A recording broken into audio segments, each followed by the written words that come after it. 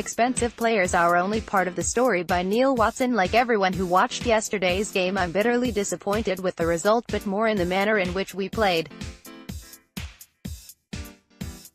An opening match against last year's record-breaking champions is the most extreme baptism of fire imaginable for Emery and our new acquisitions. By comparison, Chelsea also lost to City by a similar score, yet appear to have spent more than us on players over the summer, so to suggest the problem is because we haven't spent enough oversimplifies matters. What we perceived as player discontent last season when certain members of our squad looked uninterested seems not to have been solely as a consequence of our outgoing manager's tactics but more of a personal issue.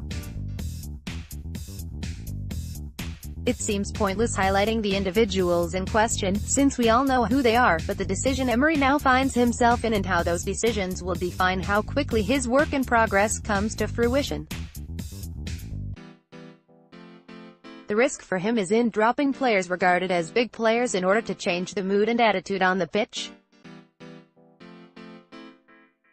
What we saw yesterday was a generally lethargic performance by established first-team players against a team arguably capable of winning the UCL this season.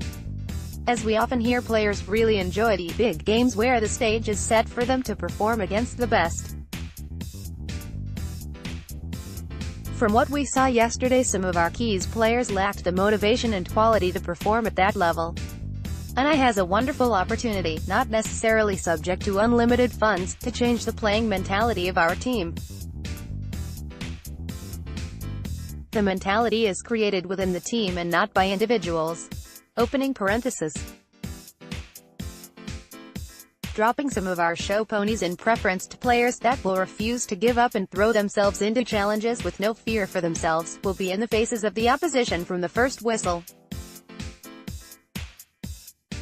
It may not be pretty, it may not remind us of our glorious invincible past, but perhaps now is the time we need to field a team that nobody wants to play against. Our club can complain about FFP and that it imbalances the fairness of league if our players can go onto the field with a pride and belief in themselves and a refusal to take defeat lying down.